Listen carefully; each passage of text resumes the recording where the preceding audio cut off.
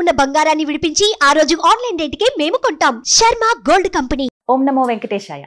వెంకటేశ్వర వైభవం కార్యక్రమానికి స్వాగతం. నేను గీతాంజలి, మీరు చూస్తున్నారు సుమన్ టీవీ.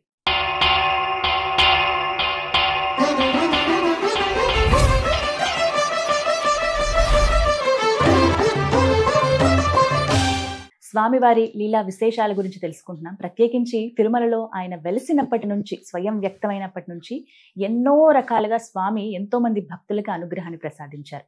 అయితే స్వామివారిని దర్శించుకునే భక్తులు చాలా మంది తలనీలాలు సమర్పిస్తూ ఉంటారు. అసలు వీటి వెనుక ఆంతర్యం ఏమిటి? ఎందుకు వెంకటేశ్వర స్వామి వారికి తలనీలాలు సమర్పిస్తారు? వాటి గురించి చాలా ప్రత్యేకతలు కూడా ఉన్నాయి అని అంటారు. ప్రతినిత్యం అండి దగ్గర వేల మంది భక్తులు ఖచ్చితంగా సమర్పిస్తారు తలనీలాలు అని చెబుతారు. వీటి గురించి పూర్తి విషయాలు తెలుసుకుందాం ఇవాల్టి కార్యక్రమంలో. వివరించేందుకు ప్రస్తుతం మనతో పాటు ఉన్నారు విశ్వపతి టీవీఆర్కే మూర్తి గురువు గారు. వారితో మాట్లాడదాం. గురుగారు నమస్కారం అండి. నమస్కారం. ఓం నమో వెంకటేశాయ. ఓం నమో వెంకటేశాయ. స్వామివారి కృపతో అద్భుతంగా సాగుతోంది కార్యక్రమం. చాలా చాలా సంతోషం తల్లి, ఎంతో సంతోషిస్తుంది మనకి.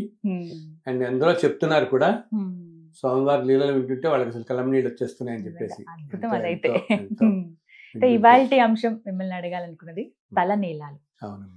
ఎంత ప్రత్యేకం అండి గురుగారు. ఎంత మంది ప్రతి రోజు తలనీలాలు సమర్పించే వాళ్ళు ఉండనే ఉంటారు. అసలు ఎక్కడ చూసినా చిన్నగా ఎవరైనా ముద్దుగా పిల్లలు ఎవరైనా వచ్చి వాళ్ళు గుడ్డు చేసుకుని వచ్చి నామాలు పెట్టుకుని కనపడితే చిన్ని గోవిందా అనుకుంటూ వాళ్ళు ఇలా చూస్తాం. భలే ఉంటుంది అసలు.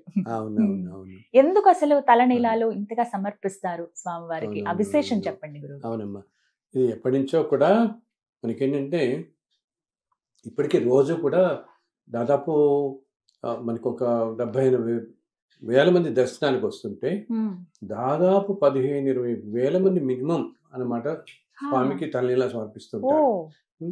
అంటే దాంట్లో ఆంతర్యం ఏంటంటే 2 రకాలుగా చెప్పుకోవాలి మనం. ఇది ఒకటి ఏంటంటే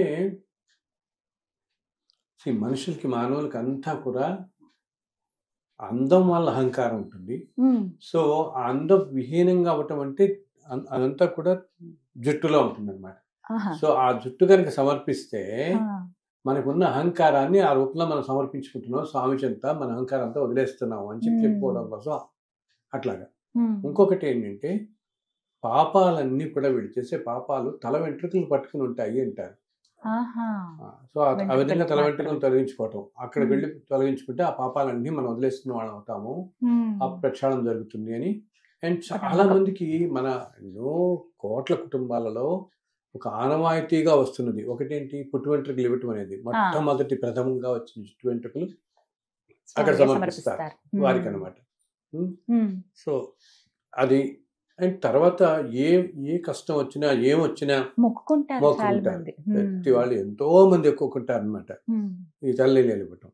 అసలు ఇది అలాగే తలనీలాలు ఇచ్చే ప్రదేశాన్ని కొండ మీద ఎప్పుడైనా గమనించాలేదో కళ్యాణ కట్ట అంటారు. కళ్యాణ కట్ట అంటారు ఆ బిల్డింగ్ ని. కళ్యాణ కట్ట అంటారు జుట్టు ఇచ్చే బిల్డింగ్ అనమాట. అసలు ఆ పేరు రావడానికి కూడా చాలా విశిష్టం ఉంది. ఎందుకు కళ్యాణ కట్ట అంటారు? తలనీలాలు ఇచ్చే ప్రదేశాన్ని కళ్యాణ కట్ట అని ఎందుకంటారు వీళ్ళు అని చెప్పి. ఏంటంటే ఈ పాత రోజుల్లో మనం చెప్పుకుంటున్నట్టు తిరుమల ఇలా మొక్కులు అనుకుని తిరుమల వెళ్ళటం కూడా చాలా కష్టంగా ఉండేది ఆ రోజుల్లో అనుకుంటాం కదా.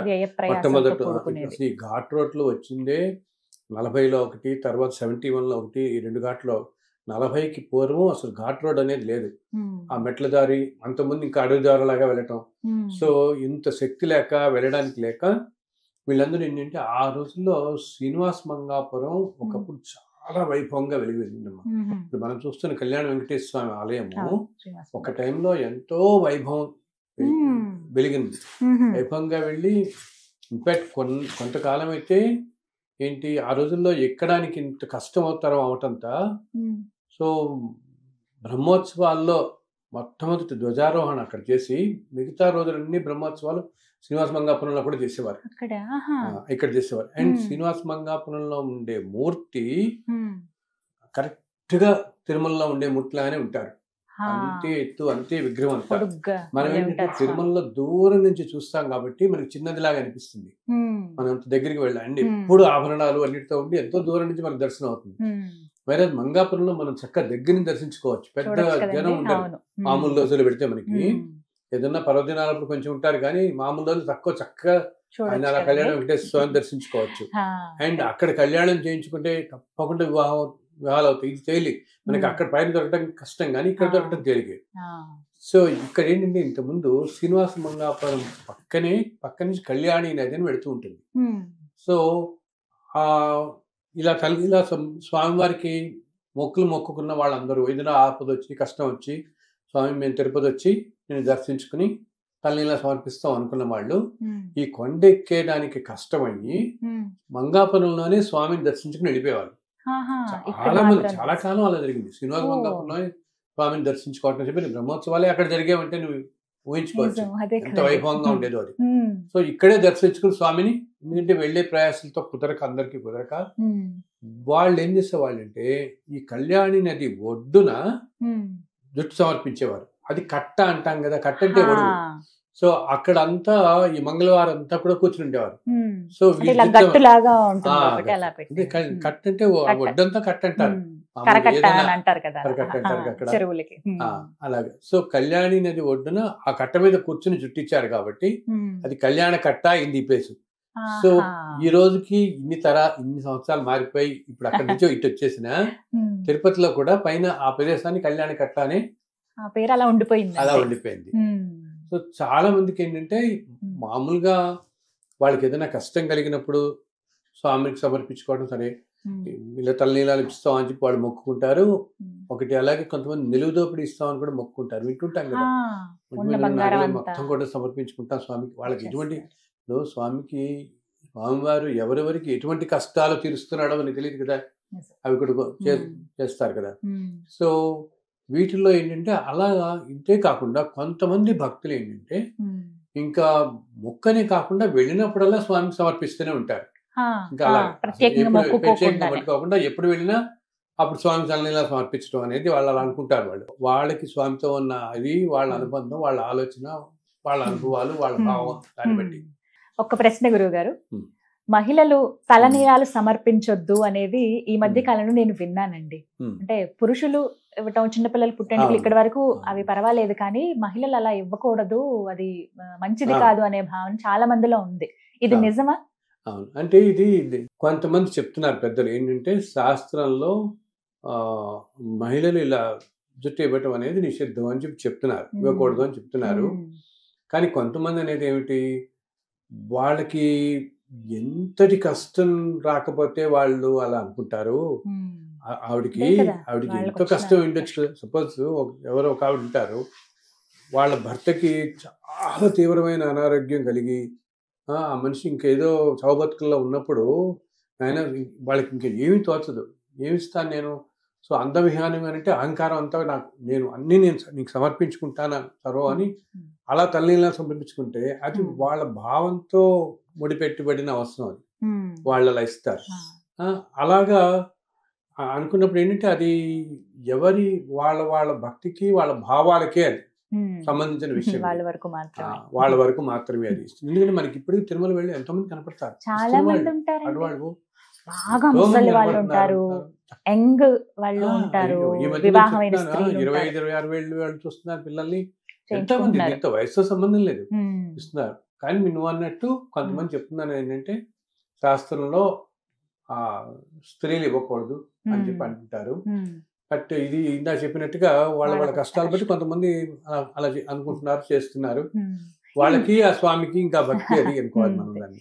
3 కత్తులు ఇవ్వటం అనేది కూడా ఒక ఆచారం చూస్తుంటాం కదా, ఇవి ఎందుకు వచ్చింది అసలు? అలా అది ఏమో తల్లి, నేనైతే అనుకుంటాను అది వాళ్ళ సమాధానం పరచుకోవడానికి ఏమనిపిస్తుంది నాకు 3 కత్తులు ఇవ్వటం.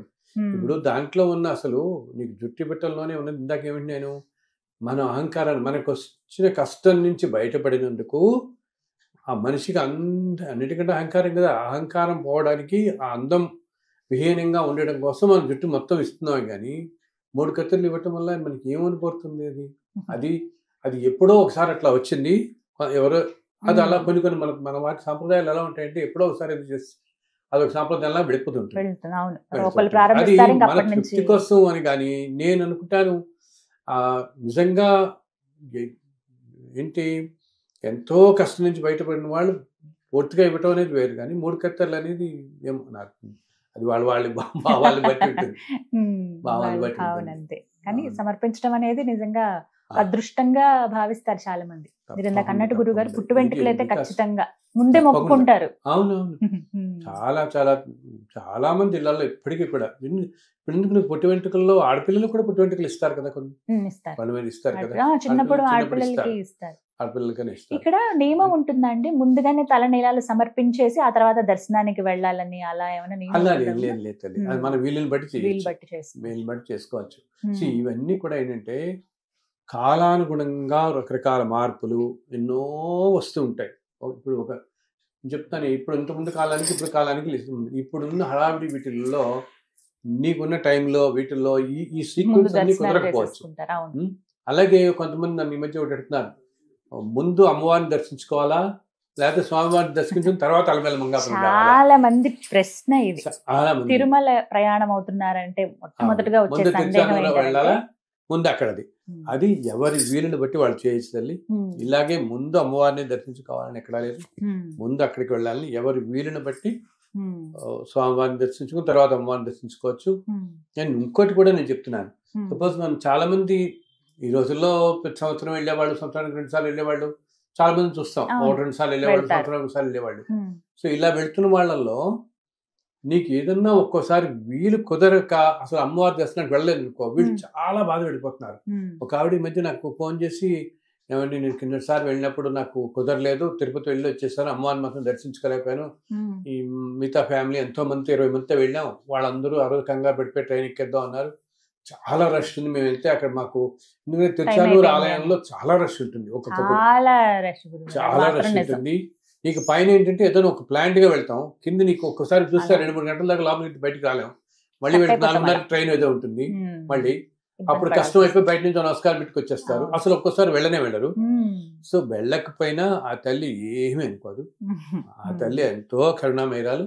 అసలు మనం ఎప్పుడో అంతకుముందు దర్శించుకుంటాం కాబట్టి ఈసారి వెళ్ళినప్పుడు వీళ్ళు ముందుగా ప్లాన్ చేసి దర్శించుకోండి. అంతేగాని చెప్తాను కదమ్మా, నేను ఎప్పుడూ నమ్మేది ఇదే, మనం ధర్మంగా ఉన్నప్పుడు మనకి ఏదన్నా వీలు కుదరకపోతే అయ్యో వీడు రాలేదే అని చెప్పి ఆయన ఏమనుకోడు, రాలేకపోయింది ఏంటి మనకున్న పరిమితులను మనం ఇప్పుడు 20-30 మందితో వెళ్తున్నప్పుడు అలా వాళ్ళ 20 మందిని ఆపేసి లేదు వెళ్ళాల్సిందని పట్టుదల పట్టి చేయలేం కదా మనం. అది అటువంటివన్నీ భగవంతుడు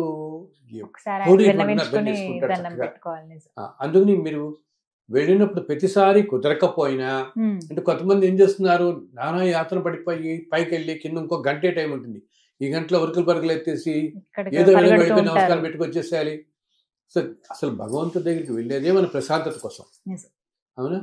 ఈ ప్రశాంతత కోల్పోయి వీళ్ళు నడిచి వాళ్ళు నడిచి వెళ్ళి నీ వల్ల లేట్ అయిపోతుంది, మేము వల్ల లేట్ అయిపోతుందని ఉరుకులు పరుగులు హడావిడి పడిపోయి వీళ్ళని వాళ్ళు తోసేసి ఏదో దర్శనం బయటపడిపోదాం అనుకుంటే దానివల్ల ప్రయోజనం లేదు కదా. దాని బదులు మనసులోనే నమస్కరించుకుంటే ప్రశాంతంగా నీ ట్రైన్ కింద కూర్చొని నమస్కారం పెట్టుకో, తల్లికి తల్లి రాలేకపోయాను ఈ క్షమించి ఈసారి వస్తానని ప్రస్ఫూర్తిగా నమస్కారం పెట్టి చక్కగా అనుగ్రహిస్తుంది ఆవిడ. ఎక్కడ ఉండదు. కొన్నిసార్లు తిరుపతి వెళ్ళినా కూడా పైకి కొండపైకి కూడా వెళ్ళలేకపోవచ్చు. అవును, ఒకసారి కొంతమందికి ఏమవుతుంది, అసలు కొండకి వెళ్ళిన తర్వాత సడన్ గా వాళ్ళకి ఏదో దురదృష్టకర వార్త రావటము, వెళ్లాల్సిన వీలు కుదరకపోవచ్చు, అది ఏదో అడ్డం రావటంతో ఆలయంలోకి వెళ్ళే ఇదే రాకపోవచ్చు. అప్పుడు ఏం చేయొచ్చు, వాళ్ళు బయట నుంచి గోపురానికి నమస్కారం పెట్టినా, స్వామివారి ఆలయం గోపురం బయట నుంచి నమస్కారం పెట్టినా, లోపల మూర్తికి నమస్కారం పెట్టినంత ఫలితము లభిస్తుంది. అంటే తిరుమలలో కొండ మీద స్వామి అన్ని చోట్ల ప్రతి రాయి ప్రతి శిలలో ఆయన రూపమే ఉందంటారు, ఆయన అంశతోనే ఉంటాయంటారు. అలాగే మనం అంటామే కొండ మీద ఉండే వృక్షాలన్నీ కూడా మహర్షుల స్వరూపాలే అని ఉంటాం. అసలు ఆయనే అని చోట్ల తిరుగుతుంటాడు, ఆయన కొండ మీద ఆయన లేని ప్రదేశం లేదనమాట. సో ఒకవేళ ఎవరన్నా అలా వెళ్ళినప్పుడు దురదృష్టం కొద్దీ, అంటే వాళ్ళకి మామూలుగా రష్ ఎక్కువ ఉండో వెళ్ళలేక దర్శనానికి వెళ్ళకపోయినా, ఇలా ఏదన్నా అవంతరాల వల్ల గబుక్కుని దర్శనానికి వెళ్ళే కుదరకపోయినా పాపం ఎటువంటి నిరాశ పొందక్కర్లేదు. చక్కగా మీరు ఒక్కసారి బయట నుంచే స్వామివారి ఆలయానికి నమస్కారం పెట్టుకోండి. ఇంకా ఏమాత్రం వీలున్నా ఓపిక ఉన్నవాళ్ళు ఆలయం మాడవీధిలో చక్కగా ప్రదర్శన చేయండి. మీకు లోపల ప్రదర్శన అనేది చాలా కుదరదు. అండ్ ఒకప్పటికి ఇప్పటికి ఇంకా కష్టం. ఇంతకుముందు పొర్లుదళాలని చేసేవాళ్ళు, ఇప్పుడు ఇంతకుముందు చాలా తేలిక ఉండేది. ఇప్పుడు పొర్లుదళాలు కూడా రోజు వాళ్ళకి ఆడవాళ్ళకి స్త్రీలకి 350, పురుషులకు 350 ఇస్తున్నారు. దానికి ముందు టికెట్లు చాలా కష్టం అవుతుంది. పొర్లదండాలు మహిళలు చేయొచ్చు గురుగారు? చేయొచ్చు. చేయొచ్చా? చేస్తారు, రోజు ఆహా. చేస్తారు. ఓ. రోజు తెల్లవారుజామునే ఉమ్. ఒక 20 ఏళ్ళ క్రితం ఎలా ఉండేదంటేనమ్మా, ఉమ్. అప్పుడు ఇంత ఇంత రష్ ఇవన్నీ ఉండేవి కాదు కాబట్టి ఉమ్. తెల్లవారుజామునే వెళ్ళి ఆ 2 గంటలప్పుడు చల్లు అనమాట, వెళ్ళి పుష్కరంలో మొత్తం స్నానం చేసి ఆ తడి బట్టలతో ఉమ్. ఆలయం ఎదురకుండా ఉంటే నుంచుంటే ఉమ్. సుప్రభాతం సమయం, జస్ట్ సుప్రభాతం ప్రారంభం అవుతుందిగా 3 గంటలకు మనకి. ఉమ్. సుప్రభాతం అవ్వగానే ఈ పుల్లదొలానికి వచ్చే వాళ్ళందరూ లోపల పంపించేవాళ్ళు. ఉమ్.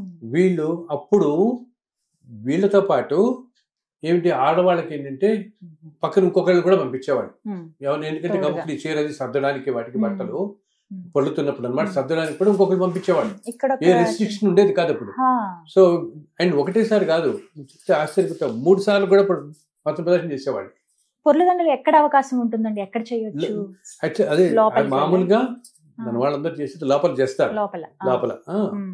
ఆ గర్భ అదే మెయిన్ ఆలయం చుట్టూతా ఉమ్. చేస్తాం మనం లోపల ఉమ్. వెళ్ళిన తర్వాత. ఉమ్. అది కూడా ఏంటి, ఇంతకుముందు చెప్పాను 3 సార్లు చేసేవాళ్ళు. ఆ తర్వాత అయిన తర్వాత వాళ్ళకి సుప్రభాతం నడుస్తూ ఉంటుంది అప్పుడు అనమాట. ఉమ్. సో దర్శనం కూడా మనకు జరుగుతుంది. దూరం నుంచి అలా వాహ్. దర్శనం చేసుకుని ఇట్లా వచ్చేస్తారు వాళ్ళు. చూసుకుని రావచ్చు. ఉమ్. అలా 3 సార్లు ప్రదర్శన చేసి నమస్కారం పెట్టుకుని వచ్చేస్తారు ఉమ్. తడి బట్టలతో. ఉమ్. తర్వాత దాన్ని ఒకసారే చేశారు. ఉమ్. ఏంటి, జనం ఎక్కువైపోవడంతో ఇప్పుడు పొట్లదున్నాల కోసం విపరీతంగా పెరిగిపోవడంతో దానికి కూడా ఇప్పుడు 300 రూపాయల టికెట్ లాగా మనం అడ్వాన్స్ గా బుక్ చేసుకోవాలి. ముందు ఫ్రీనే, book దానికి చేసుకోవాల్సి టికెట్ వస్తుంది. ఉండదు. ఉమ్. టికెట్ కాదు, ఫ్రీనే కాకపోతే అది. కానీ నమోదు ముందుగా చేసుకోవాలి. మనం స్లాట్ బుక్ చేసుకోవడం, ఆ కూపన్ తీసుకోవడం. ఉమ్. అండ్ మనం దాకా వాళ్ళు కరెంట్ కు కూడా ఇచ్చేవాళ్ళు. అంటే ఏంటి, నెక్స్ట్ డే పొద్దునకి పొద్దునానికి ముందు రోజు అది కూడా. అది ఎందుకంటే ఎక్కువ మందికి టైం అక్కడ స్పేస్ సరిపో, ఆ తర్వాత మళ్ళీ మామూలు దర్శనాలన్నీ ఉంటాయి కదా మనకి. ఉమ్. అవును. అందుని స్త్రీలు 350, పురుషులు 350 టికెట్లు ఇస్తున్నారు ఇప్పుడు ఇప్పుడు ఇస్తున్నారు. ప్రతిరోజు ఉంటుందండి అవకాశం? ప్రతిరోజు ఉంటుంది, ప్రతిరోజు ఈ అవకాశం ఉంటుంది. ఉమ్. అండ్ అది ఏంటంటే చాలా మంది అది చాలా ఎంతో ఉత్కృష్టమైనదిగా భావిస్తారు స్వామి పొర్లదినాలు అనేది. ఉమ్. అయితే ఇప్పుడు నేను చూస్తున్నాను ఈ మధ్యకాలంలో ఉమ్. నీకు లోపల కుదరట్లేదు కాబట్టి ఉమ్. ఈ మొత్తం మాడవీధుల్లో పొర్లదినాలు చేస్తున్నారు కొంతమంది. ఆహా. ఉమ్. అది చాలా పెద్ద ఏరియా అవుతుంది నీకు. చాలా పెద్ద కానీ ఏరియా. ఉమ్. తెల్లవారుజామున నేను చేస్తున్న వాళ్ళని చూస్తున్నాను. 3-3:30 టైంలో ఎవరు జనం ఉంటారు కదా, ఉమ్. శాంతంగా ఉంటుంది. ఉమ్. చక్కగా మొత్తం మాడవీధిలో ఒక ప్రదర్శన చేస్తున్నారు. 1-3 వాళ్ళు అనుకున్నట్టు ఉమ్. ఈ మధ్యకాలంలో చేస్తున్నారు. ఉమ్. అసలు నేను వింటున్నది కూడా ఏంటంటే కొంతకాలానికి ఉమ్. ఇప్పుడు ప్రభుత్వం వాళ్ళు వీళ్ళు చేద్దాం ఏంటి, మాడవీధుల్లో కూడా ఇలా పొర్లదినాలు చేసే వాళ్ళ కోసం స్ట్రిప్ లో ఏర్పాటు చేద్దాం అనుకుంటున్నారు కూడా. ఓ. వాళ్ళకి కూడా ఖర్చు ఎందుకంటే బయట అందరికీ అవకాశం ఉండదు. ఉమ్. అవును. అండ్ స్వామికి ఒక్కసారి ప్రదర్శన చేద్దాం, పొర్లదినాలు చేద్దామని ఉమ్. అంటే కొంతమంది అదొక మొక్కుగా కూడా అనుకుంటారు, మొక్కుకుంటారండి. మొక్కుకుంటారు కూడా కదా. ఉమ్. వాళ్ళు ఏంటంటే ఇప్పుడు బయట చేస్తున్నారు. అది ఉమ్. నీకు ప్రకారం అంతా చాలా పెద్దది అవుతుంది. ఉమ్.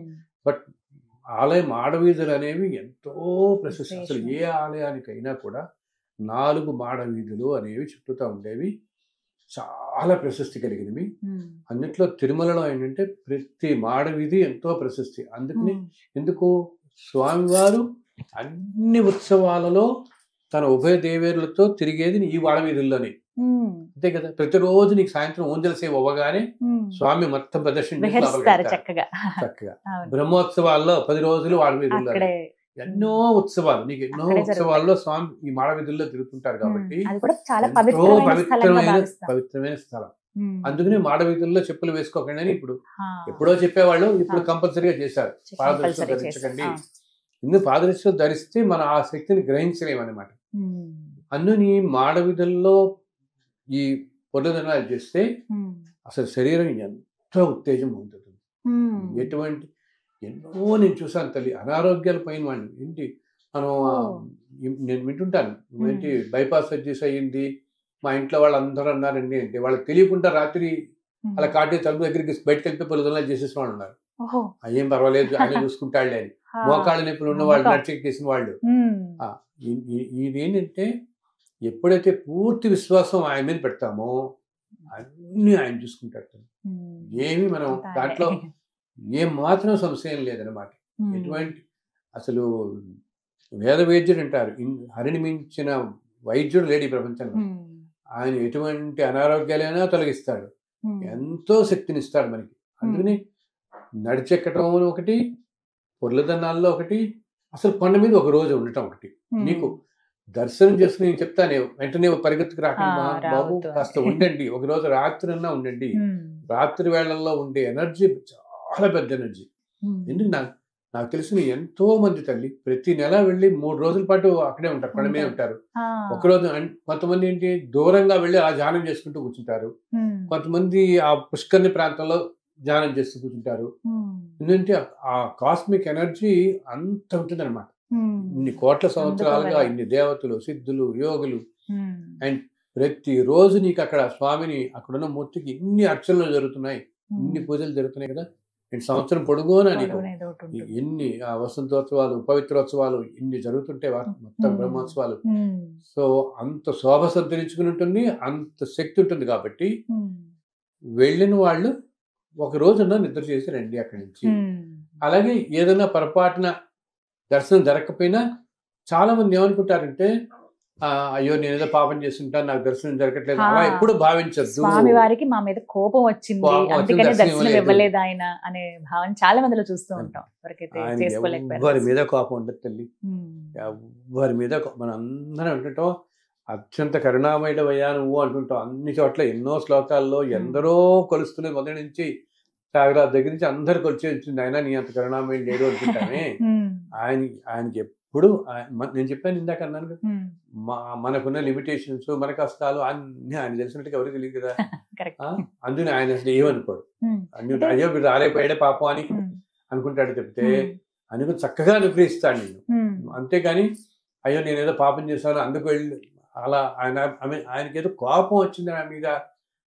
కోపం అనేది ఎప్పుడు వస్తుంది, నువ్వు ధర్మంగా లేకుండా ఏదైనా అన్యాయం పనులు చేస్తూ నువ్వు 10 మందిని కష్టపెడుతున్నావు, 100 మందిని కష్టపెడుతున్నావు, నువ్వు చేసే పనుల మీద 1000 మంది కష్టం జరుగుతుందో, అన్యాయం జరుగుతుందో, అటువంటి వాళ్ళ మీద కష్టం ఆయన కోపం వస్తుందేమో కానీ మామూలు వాళ్ళు ఎవరి మీద ఆయన కోపం తెచ్చుకోడు.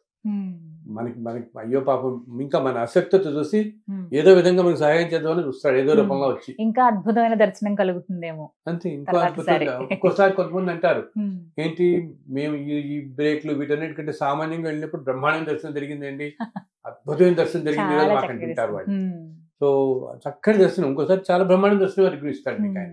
అందుకని ఇదేదో నేను ఏదో తప్పు చేయటం వల్ల నాకు జరగట్లేదు అని ఇప్పుడు అనుకోకూడదు, అస్సలు అనుకోకూడదు. స్వామివారిని దర్శించుకోవడం కూడా ఒక పద్ధతి ప్రకారంగా దర్శించుకోవాలి. ముందుగా వరాహ స్వామివారిని చూసిన తర్వాతనే వెంకటేశ్వరుని దర్శనం చేసుకోవాలి అంటారు కదా గురువు. ఇది నియమం అండి ఖచ్చితంగా? అవునమ్మా, వీలున్నప్పుడల్లా అంటే ప్రతిసారి ఇందా చెప్పాను ఈ హడావిడి వీటిల్లో కుదరకపోయినా మీరు సంవత్సరాల్లో 1-2 సార్లు వెళ్ళినప్పుడు అప్పుడప్పుడు వెళ్ళినప్పుడల్లా మొట్టమొదట అంటే స్వామి చెప్పింది ఏంటంటే స్వామి కంటా ముందే వచ్చి వరాహస్వామి అక్కడ ఉన్నాడు కాబట్టి, అండ్ ఇద్దరు ఒకటే అంశరూపులు. సో వచ్చారు కాబట్టి ఆయన అంటాడనమాట ప్రథమ దర్శనం, ప్రథమ నైవేద్యం కూడా ఇప్పటికీ ఆలయ సాంప్రదాయంలో మొట్టమొదటి నైవేద్యం వరాహస్వామి దగ్గర పెట్టి తర్వాత ఆలయంలో తీసుకెళ్తారు. మొట్టమొదటి నైవేద్యం కూడా వరాహస్వామి మహాలక్ష్మితో ఉంటారు. సో అక్కడ సంప్రదాయం ఏంటంటే మామూలుగా ముందు వరాహస్వామిని దర్శించుకుని, అసలు ఇంకా చెప్పాలంటే ఒక శ్లోకాల్లో ఏమనుంటుంది, పుష్కరిణిలో స్నానం, స్వామి పుష్కరిణిలో స్నానం చేయటం, వరాహస్వామిని దర్శించుకోవటం, తర్వాత లోపల స్వామివారిని దర్శించుకోవడం, ప్రసాదం స్వీకరించడం, ఇవన్నీ త్రైలోక్యం దుర్లభం అంటారు. ఎంతో పుణ్యం ఉంటే గానీ ఇవన్నీ లభించటం. పుష్కరిణి స్నానం, వరాహస్వామిని దర్శించుకుని స్వామి దర్శనం కూడా కలిగి స్వామివారి ప్రసాదం కూడా స్వీకరించగలగటం అనేది త్రైలోక్యం దుర్లభం అని చెప్పి ఒక శ్లోకం ఉంటుంది. ఇది ఈ సీక్వెన్స్ పాత రోజుల్లో అందరూ పుష్కరిణిలో స్నానం చేసేవాడు భక్తులు. ఎందుకంటే పుష్కరిణిలో ఎంతో శక్తి ఉంటుంది తల్లి. ఆ పుష్కరిణిలో ఇందాక నేను విరజానది ఆ విరజానది అంతర్వాహంగా ప్రవహిస్తుంది. తిరుమలలో ఉండే పుష్కరిణిలో కనుక స్నానం చేస్తే తిరుమల ఉండే పుష్కరిణిలో యాక్చువల్లీ సరస్వతి దేవి నిక్షిప్తమై ఉంటుంది అక్కడ. సో సరస్వతి దేవికి స్వామివారు అనుగ్రహిస్తాడనమాట. పుష్కరిణిలో ప్రతి సంవత్సరం ఒక నెలలో ఆ రోజులో ఏంటంటే అప్పుడు ఆయన సరస్వతి దేవి ఉంటుంది, స్వామి నాకు అన్ని నదులకి పుష్కరాలు వస్తున్నాయి అండ్ ఎంతో మంది చేస్తున్నారు, ఇక్కడ నాకు మాత్రం లేదంటే చెప్తాడు ఆయన, తల్లి నీకు ఒక వరం ఇస్తున్నాను నేను వైకుంఠంలో నుంచి ఇలా భూలోకంలో వెలిసినప్పుడు అక్కడ నా ఆలయ ఈశాన్య భాగంలో పుష్కరిణి రూపంలో నువ్వు వస్తావు. అండ్ ఇన్ని సంవత్సరం పొడుగుతా ఎంతో మంది, ఇప్పుడు మనం గంగా నదిలో స్నానం చేసాం, కృష్ణా నదిలో పాపం పోగొట్టుకోవడం కోసం నది స్నానం అంటాం కదా మనం. సో ఇలా కోట్లాది మంది జనులు ఈ నదుల్లో స్నానాలు చేసి వాళ్ళ పాపాలు పోగొట్టుకున్నప్పుడు ఆ పాపాలన్నీ నదిలో చుట్టుకుంటాయి, ఈ గంగా కృష్ణ ఇవన్నీ. సో అందుకు నీకు ఎంత వరం ఇస్తున్నానంటే, ఈ నదులన్నీ కూడా గంగా, గోదావరి, కృష్ణ ఇవన్నీ కూడా, ఈ నదులన్నీ ఒక ఒక ఒక రోజునమాట సంవత్సరంలో, ఆ రోజు వచ్చి నీ పుష్కరంలోనే అవన్నీ కూడా స్నానం చేస్తాయంటారు. అంటే అవన్నీ కూడా కలుస్తాయి ఒక్కరోజు నీకు వచ్చి. ఎందుకు ఈ సంవత్సరం అంతా వీళ్ళందరూ ప్రజలందరూ చేసిన పాపాలను పోగొట్టుకోవడం కోసం ఆ నదులు అన్ని వచ్చి నీలో కలుస్తాయి. అంటే అంతటి పవిత్రత నీకు ఇస్తున్నాను అంటాడు. దాన్ని బట్టి ఎంత పవిత్రమో చూడు. స్వామి పుష్కరంలో స్నానం చేయటం అనేది అంత పవిత్రం అంటన్నమాట. సో ఎప్పుడన్నా వీలున్నప్పుడు, అందుకనే పురాణాల్లో చెప్పబడింది పుష్కరంలో స్నానము, ఇవన్నీ వరాస్వామి దర్శనం, తర్వాత ప్రసాదం తీసుకోవడం. ఇంకా స్వామికి నివేదించింది ఏ ప్రసాదమైనా ఎంతో పవిత్రం అన్నమాట, ఎంతో శక్తివంతమైనది. సో వీలున్నప్పుడు అందరూ పుష్కరిణి స్నానం కూడా ఒకసారి కాదు ఒకసారి, నేను అదే చెప్తున్నాను, ప్రతిసారి మీరు కుదరపోయినా ఎప్పుడన్నా వెళ్ళినప్పుడు ఒక్కసారి ఆ పుష్కరిణి స్నానం చేస్తే శరీరం అంతా ఎంతో పవిత్రం అవుతుంది, ఎంతో శక్తివంతం అవుతుంది అన్నమాట. చాలా ఇవి గ్రహించగలుగుతాం కూడా, మనం తప్పకుండా గ్రహించగలుగుతాం. చాలా చక్కగా వివరించారు గురువు గారు. నమో వెంకటేశాయ. ధన్యవాదాలు. చాలా సంతోషం తల్లి.